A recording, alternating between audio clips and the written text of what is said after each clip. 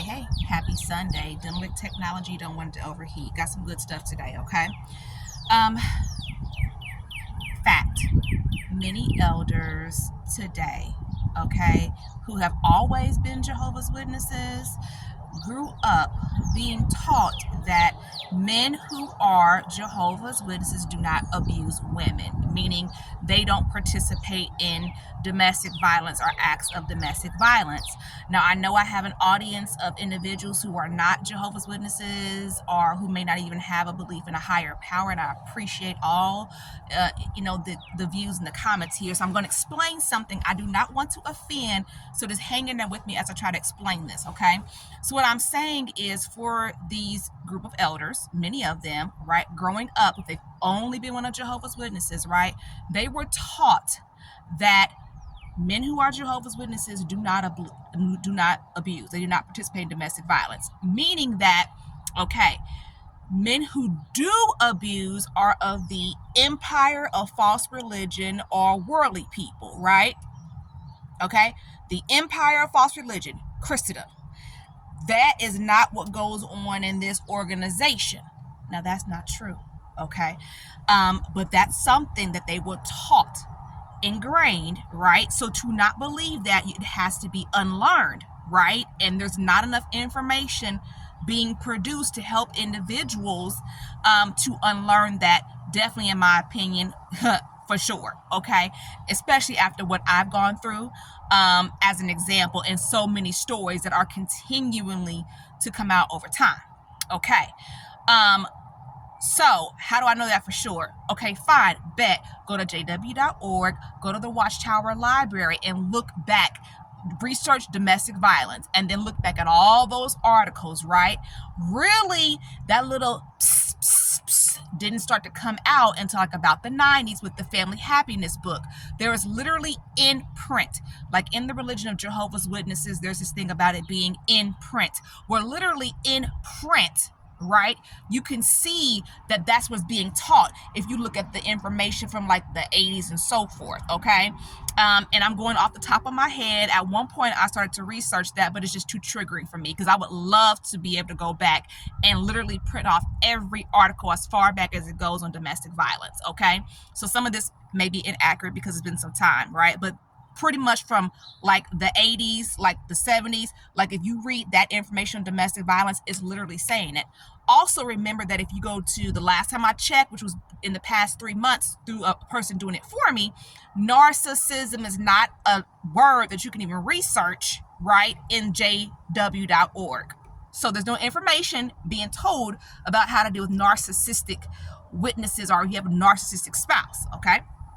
Now, so that's one point I want to make for today's video, okay? The next one is how I've mentioned it before, how horrible that 2013 Awake magazine was that came out about women and domestic violence, because it literally gives the example of an individual who was not a witness, who literally pulled a knife out on his child and pistol whipped his wife, but began to study the Bible with Jehovah's Witnesses and stop the behavior. Now, there is like some type of sentence in there that says, oh, you can go get help, but it's very undershadowed, right?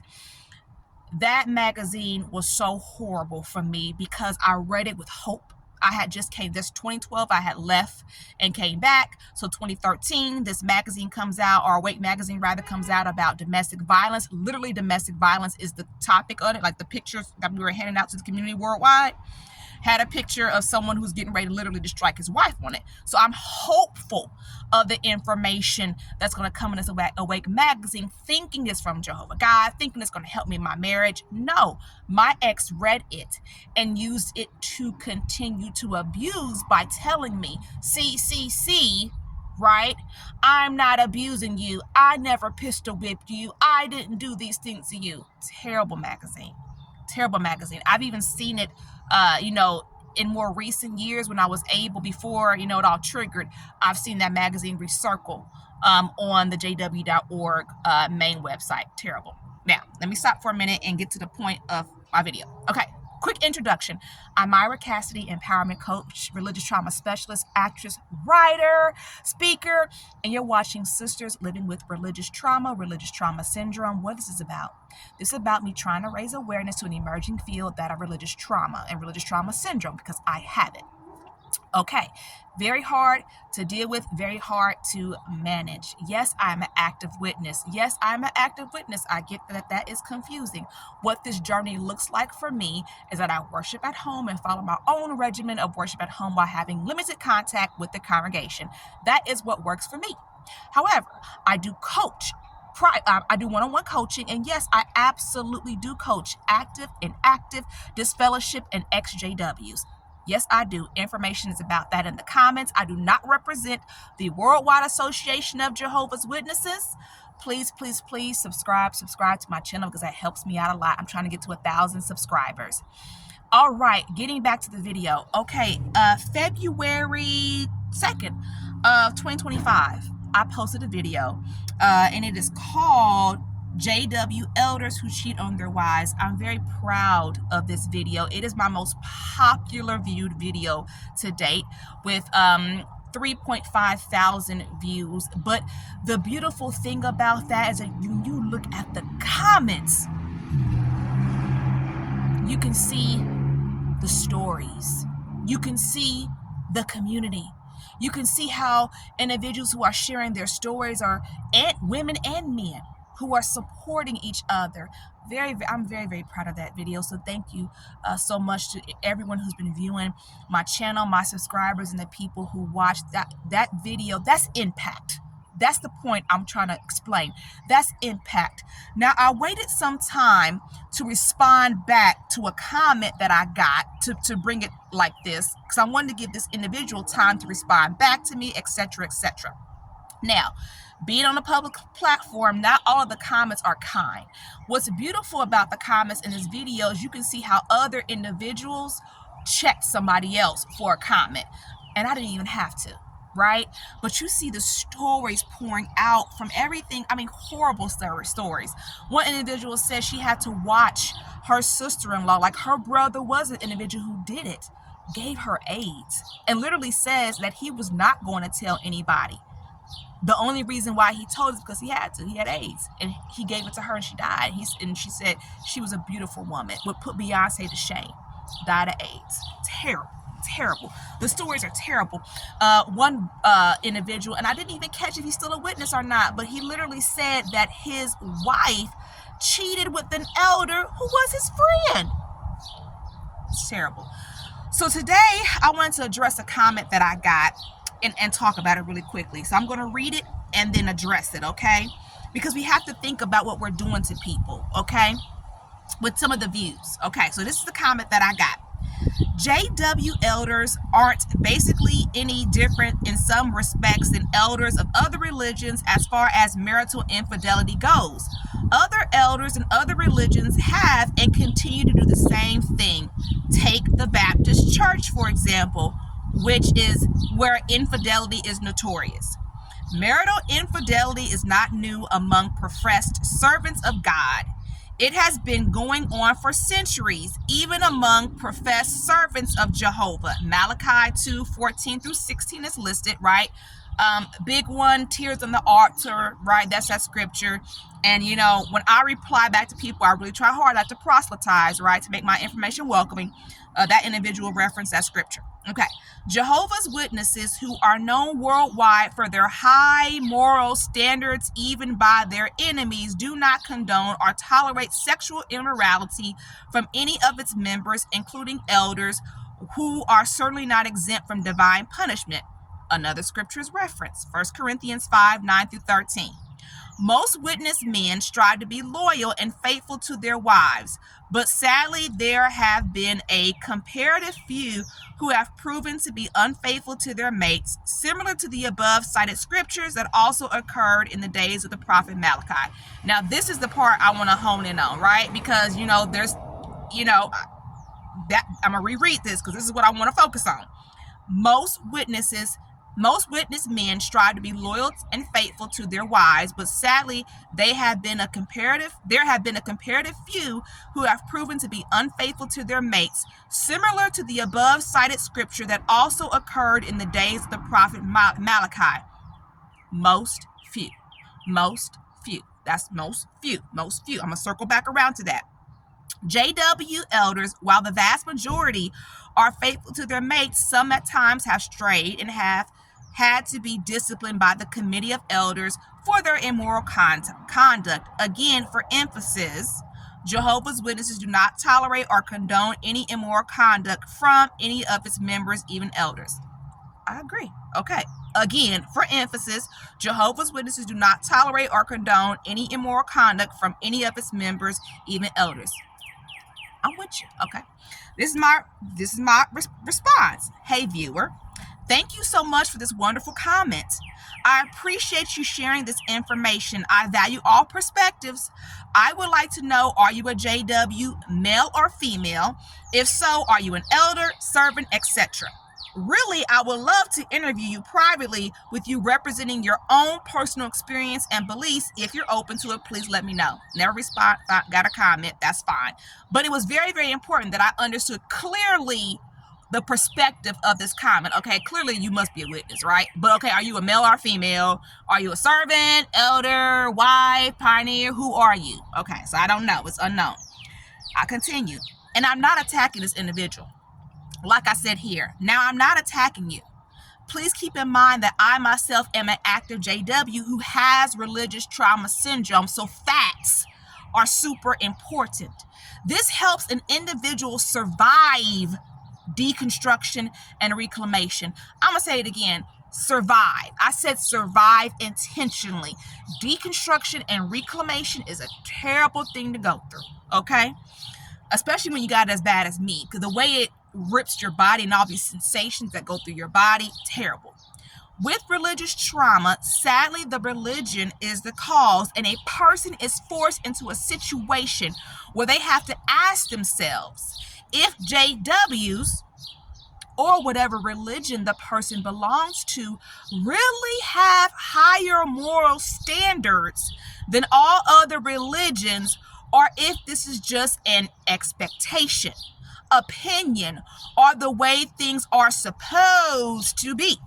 For example, is it excellent marketing and branding, or do Jehovah's Witnesses actually have higher moral standards that are actually being followed, or could it be that the voices of victims are not being heard because of fear, manipulations, and lies? Is infidelity more covert for JWs? Is it? I'm saying that again. Is it more covert, right? A lot of times in the movies, I reference one lottery ticket, right, with Mike Epps. Mike Epps is from Indianapolis. When he plays the crooked preacher, it is hilarious. There's a lot of information out there that addresses individuals doing this within religion, but not with Jehovah's Witnesses, right? And a lot of people who are Jehovah's Witnesses are not in those areas of the writing and the production and things like that to where it can give voice to that, right? And then if it is, right, we're told not to watch it because it's just apostate information. Okay, going back to what I was saying here. I was just asking the question, is it more covert? Now, hold on now, let's come with the facts. Because I've had to go through this and ask myself these questions. So I'm trying to not attack this individual. I'm just trying to put it in perspective, okay? All right? You have shared, most witness men strive to be loyal and faithful to their wives. How do we know this? Where's the proof? Does it just look or seem that way because it's what we've been taught? Or also you have shared, the vast majority are faithful to their mates. How do we know this? This sounds like programming. Keep in mind that no Christian religion should condone immoral conduct on the surface. Nobody should do that. Nobody does. No, okay? Adultery, right? 10 Commandments, right? Okay? Many claim not to condone it on the surface. Also, generally speaking, most Christian religions claim to be the only right way. Now, as I've stated, I'm a witness. I'm an active witness, people. I have decided that this is the path for me and my children based on the core teachings and not the conduct of anybody, be it male or female. However, that is just me. Another person with religious trauma may need to exit because they can't deal with the behavior of people who claim to have higher moral standards. Then again, all Christian religions claim to have high moral standards, and people on the outside would likely praise the behavior. My question here is, so do people praise Kojic? Do they praise Pentecostal? Do they which Baptist church are you talking about? This individual, he said, or she said, whoever, the Baptist church, for example. Okay, which Baptist church? All Baptist churches? What Baptist church? Right? I'm not attacking. I'm just questioning. Question. Okay. All right. Again, please understand that I do value your comment. I agree with many parts of what you have said. So please don't feel attacked. I just want to make sure you know that I'm not attacking you. Please think about the interview and let me know. Just email me. So yeah, I never heard back. That was about a month ago. So I wanted to really hit on this because many and a few can't do that. Can't do that. Not in this space. Many and a few. Because that is minimizing, that is invalidating, that is not taking the voice of the victim's experiences wholeheartedly. Especially for a person to make that kind of comment. And when you read all the comments of individuals, male and female, saying what their experiences are, and then you say, well, that's only a few. That's only y'all. That's a little bit. Here's a perfect example and something that hurts me greatly. When Jehovah's Witnesses minimize suicide, right? I don't want to go too much into that. If you 988, text 741-741. Okay, if you have those feelings, okay? I've been there. It's in my play. My upcoming play. I literally act out that scene. Okay? And it hurts me that the religion of Jehovah's Witnesses, and yes, one of the governing body members have even said it on JW.org, heard it, saw with my own eyes, heard it with my own ears. Sadly, some people commit suicide, but that's just a few. One is too many. How many is a few out of what, almost over 8 million witnesses? Well, how many is a few? Why are we not concerned about this few enough? Right? We can't do that. You can't do that. Now, you would say, well, Myra, you started off this video by saying many elders. I got a degree in psychology. Okay? Now in my play, I tell y'all about the one letter I wrote to Bethel. I've written 3. Okay? I've had communications. I've dealt with, in my play, it's in there, 17 elders. I told about my ex physically abusing me for over a decade of my marriage, including my dad, my uncle, and my cousin. Okay? We talking about Myra has qualitative and quantitative data at this point. So yeah, I can use the words many and a few confidently. Okay? I'm 18 minutes in. I'm going to stop right here. Just, hey, I have another video to address about this. This is part 2. Part 3 will come, sometime down the line. Hey, protect yourself. Protect your children. Heal correctly. See you Wednesday.